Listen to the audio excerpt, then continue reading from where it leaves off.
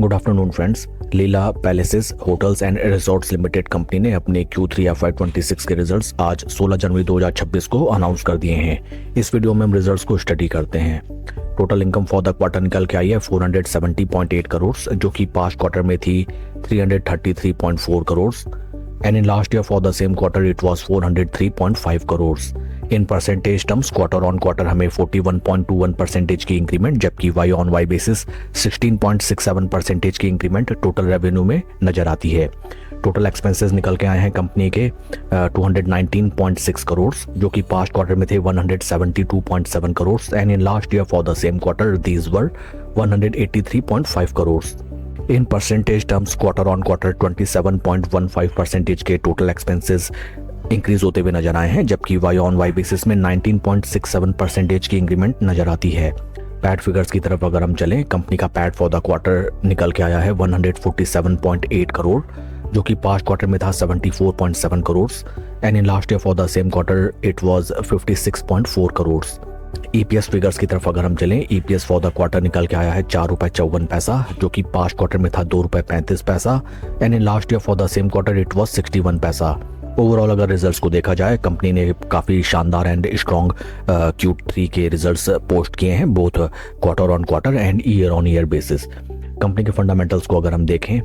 Right now stock is trading at a P of 311.39, जो कि एक सॉर्ट ऑफ रेड सिग्नल है that right now stock is trading at a very high P levels. Industry का P है 49.87 and current market price of share is 448.35। आइए अब हम चलते हैं स्टॉक के टेक्निकल चार्ट पैटर्न की तरफ। This is daily time frame, जहां पे आज after the announcement of result at present near around 3 PM stock में हमें लगभग 1.3% की गिरावट नजर आती है, बट आज काफ़ी वॉलेटाइल सेशन रहा है। After the announcement of result stock में हमें ज़बरदस्त उछाल आते हुए नजर आया, जो कि था नियर अराउंड 3.5% का, बट ऊपरी लेवल्स में जो क्रिटिकल रेजिस्टेंस पॉइंट्स हैं वहाँ से हमें वंस अगेन स्टॉक में अच्छा खासा सेलिंग प्रेशर दिखाई दिया एंड इवनिंग होते होते स्टॉक में हमें लगभग 2% की गिरावट नजर आती है। That's why it is always being told that हमें कभी भी किसी स्टॉक में पोजीशन या फिर किसी स्टॉक में कोई trade just based on good results या फिर कोई कॉर्पोरेट एक्शन या न्यूज़ नहीं लेना चाहिए, because many time it happens that Insiders या फिर ऑपरेटर्स को ऑलरेडी अंदर की जानकारी मालूम होती है एंड देखिए ऑलरेडी उन्होंने यहाँ से पोजीशन बनाई, स्टॉक में अच्छी खासी सिग्निफिकेंट रिजल्ट आने से पहले हमें इंक्रीमेंट नजर आई, बट ऊपरी लेवल में जैसे ही रिजल्ट्स अनाउंस हुए